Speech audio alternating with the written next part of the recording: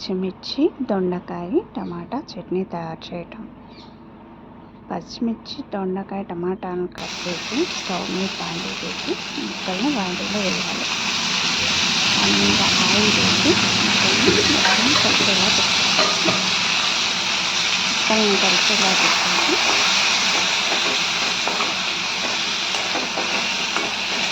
బాండీ మీద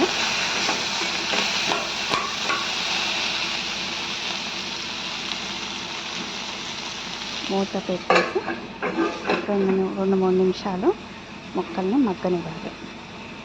మగ్గించాలి.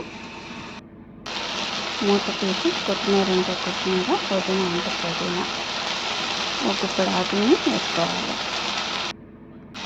వేసుకు ఉల్లిపాయ చింతపండు యాడ్ చేసేసి మూత పెట్టి స్టవ్ ఆఫ్ చేయాలి. ఈ ముక్కలన్నీ చల్లారాక మిక్సీలో వేయాలి లేదా రోట్లో నూరుకోవచ్చు. ఈ చట్నీని గిన్నెలో తీసుకొని సర్వ్ చేసుకుంటే దొండకాయ పచ్చిమిర్చి చట్నీ చాలా బాగుంటుంది.